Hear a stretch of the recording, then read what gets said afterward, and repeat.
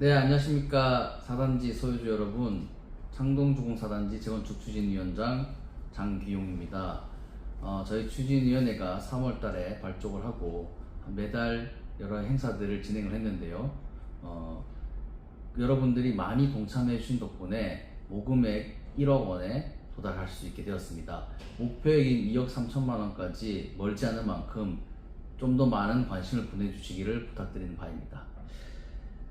네, 아무래도 저희 1710세대라는 가구 수가 적지 않은 가구 수입니다. 그렇다 보니까 타 지역에 계시거나 또 바쁜 일이 있으시거나 이런 분들이 저희가 매달 개최한 설명회에 못 오신 분들이 많을 텐데요. 그래서 저희가 설명회에서 나왔던 여러 가지 질문들, 건의 사항들을 반영한 Q&A 영상을 만들어서 여러분들의 궁금증을 다소나마 해소시켜 드리고자 합니다. 그러면 우리 PD님이 주요 질문들 정리했다고 하니까 제가 질문을 듣고 답변을 드리도록 하겠습니다. 시작해 볼까요? 정밀안전진단 통과가 까다롭지는 않나요? 올해 1월부터 정부에서 이 정밀안전진단에 대한 규제를 상당히 완화를 했습니다. 예전에는 건물이 무너지는 구조 안정성 점수가 상당히 높았는데 올해 초부터는 이 안정성 비중을 낮추고 다른 불편한 사항들, 우리 단지 같은 경우에도 지하 주차장이 없죠. 이 지하 주차장이 없다라든지, 그리고 뭐 벽체 훼손이 좀 심하다든지, 그리고 배관이 녹슬었다든지 이런 여러 가지 문제들이 점수를 더 높게 받게 되면서 안전진단 통과가 쉬워진 상황입니다. 실제로 저희랑 비슷한 노후도를 갖고 있는 18단지도 최근에 모금을 완료하고 정밀안전진단을 통과한 사례가 있습니다. 그리고 제가 기자지 않습니까? 원희룡 장관이 일기 신도시랑 이런 노후 도시들을 탐방을 할 때 안전진단에 대해서 우려하는 주민들이 많다 이런 질문을 기자들이 했는데 안전진단에 대해서는 더 이상 걱정하지 않아도 된다 라는 그런 답변을 두 관계자들과 원희룡 장관이 해준 사실이 있습니다. 정밀안전진단 모금에 대해서 좀 설명을 해주세요. 네, 이 목표액 저희가 말씀드린 2억 3천만 원이라는 금액은 저희 추진준비위원회가 임의로 설정한 금액이 아닙니다. 도봉구청에서 전문 용역 업체들의 의뢰를 해서 산출한 금액이고, 실제로 저희가 이 모금을 해서 도봉구청에 전달을 하게 되면 도봉구청이 이 모금액을 가지고 업체를 선정해서 안전진단을 진행하는 것입니다. 그렇기 때문에 저희 추진위원회는 모금을 저희 주도적으로 모아서 전달하는 역할만 할 뿐이지 업체 선정이라든지 이런 것들에 관여하고 있지 않습니다. 모금액, 저희가 1인 모금액을 50만 원으로 설정해 나왔는데 이 50만 원이란 금액이 사실은 뭐 조정이 가능한 금액입니다만은 금액이 낮아지게 되면 아무래도 모금액 달성에 좀 시간이 더 오래 걸리는 경향이 있기 때문에 50만 원으로 설정을 했고, 실제로 저희가 6개월 가량의 시간 만에 1억을 돌파했다는 점을 말씀드리고 싶습니다. 향후에 저희가 필요하다면은 금액을 좀 더 높이거나 낮추거나 하는 방안도 고려하고 있습니다. 모금 후에 이사를 가게 되면 어떻게 해야 되나요?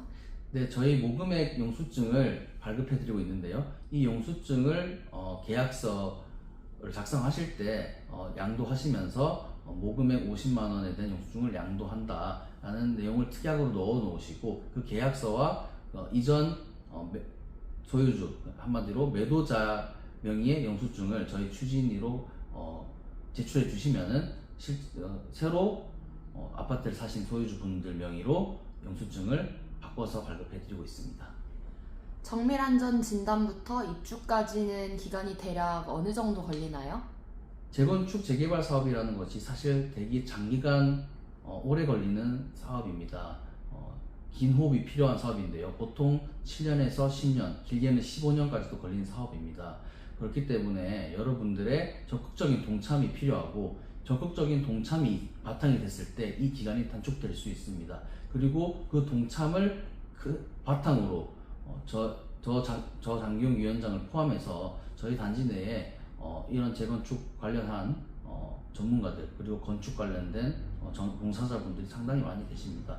저도 많은 전문가분들을 밖에서 많이 알고 있고, 그런 역량들을 최대한 활용해서 기간을 단축시키고자 하는 계획을 가지고 있습니다. 재건축 이후에 용적률은 어떻게 될까요? 저희가 3종 주거 지역이에요. 그렇기 때문에 저희가 기부 체납과 임대주택 공급 하게 되면은 최대 300%까지 가능합니다. 다만 저희가 녹천역 역세권 단지이기 때문에 이 점을 활용해서 도시계획적으로 전략을 잘 짜면 일부 부지에 관해서 종상향도 가능하지 않을까라는 기대를 하고 있습니다. 그 부분에 대해서 도시계획업체에 소속된 전문가들과 앞으로 이 사업을 이끌어 나갈 조합 구성원들이 머리를 맞대서 잘 준비한다면 승산이 있을 것으로 생각됩니다. 분담금은 어느 정도로 나올까요? 분담금이라는 게 사실 이 시점에서 책정을 한다면은 얼마가 된다 이런 추정치는 말씀드릴 수 있을 겁니다. 이건 조합 설립 직전에 그런 추정 금액을 공지하도록 되기 때문에 그때 여러분들이 받아보실 수 있는 것이고, 사실 실제로 분담금을 내는 시점은 여러분들이 입주하는 시점, 그리고 쉽게 말해서 10년이라는 시간이 흐른 뒤에 내시게 되는 겁니다. 그렇기 때문에 당연히 초기에 책정한 분담금과는 전혀 다른 금액이 나올 수도 있는 것이고요. 이 분담금을 줄이기 위해서 가장 핵심적인 것은 건설사들과 협상을 제대로 정확하게 하고, 또 사업기간을 줄여서 금융비용을 최소화하고, 여러가지 조합 인력들이 활동하는 그런 기간들을 최소화해서 인건비를 줄이는 그런 여러가지 방안들을 통해서 분담금에 대해서 우리가 최소화할 수 있는 그런 출구 전략이 있다. 그러니까 여러분들이 최대한 힘을 모아 주셔야 된다, 강조드리고 싶습니다. 분담금 대출에 대한 조건은 어떻게 되나요? 분담금 대출 같은 경우에는 허그 보증을 통해서 70%까지 대출이 가능한 법률적인 제도가 마련되어 있습니다. 제가 말씀드렸다시피 분담금 납부라는 게 입주 시점에 가서 하는 것이기 때문에 당연히 여러분들이 주택을 매입한 시기에 대비해서 집값이 올라가 있을 수밖에 없습니다. 그렇기 때문에 70%라고 하더라도 그때 감정평가, 그러니까 관리처분 단계에서 감정평가액을 기준으로 70%가 나오는 것이기 때문에 여러분들이 아무 걱정 없이 여러분들 기존의 주담대를 갚고 또 이주비에 보탤 수도 있는 그런 여건이 충분히 마련될 겁니다. 이주비 대출에 관해서도 조합과 시공사가 머리를 맞대서 여러분들이 이주하는데 불편함이 없도록 최선을 다해서 도울 예정입니다. 조합이 설립되면 기존 재건축 추진준비위원회 위원분들이 계속 조합 내에서 직위를 유지하게 되는 건가요? 아닙니다. 조합 설립을 하게 되면은 조합 설립 총회에서 조합장과 상근 이사 그리고 대의원들의 출마한 분들을 대상으로 투표를 진행하게 됩니다. 그래서 여러분들의 손으로 조합장 및 여러가지 집행부들을 뽑게 되는 것이고요. 저희 추진위에서 재건축 조합에 출마하는 분들도 분명히 있을 수 있습니다. 그런 추진위 단계에서부터 무급으로 봉사해온 분들이 조합에서 일을 한다라면은 좀 더 열성적으로 하실 거라는 여러분들이 믿음을 가질 수 있을 거라는 그런 생각을 할 수 있을 것 같습니다. 다만 추진위 분들이 여러분도 아시다시피 지금 젊은 분들로 구성되어 있어서 직장이 있는 분들이 많습니다. 그래서 조합 설립 단계가 되면은 또 새로운 우리 소유주분들 중에 능력 있고 열정 있는 그리고 덕망 있는 분들이 나서 주실 것으로 기대하고 있습니다. 그럼 조합장하고 대의원, 조합원들의 자격은 어떻게 될까요? 네, 모든 선출직은 조합원 본인이 출마해야 합니다. 여러분들이 자식이나 부모님이 출마할 수가 없는 것이고요. 소유주 본인이 출마를 해야 합니다. 그리고 조합장 같은 경우에는 실제로 거주하고 있어야 한다는 요건이 있습니다. 그 외에 여러분들이 투표권을 행사하실 때는 직계가족에 한해서 위임장을 작성을 하시면 여러분들의 아들이나 딸 그리고 부모님이 투표권을 대신 행사할 수는 있습니다.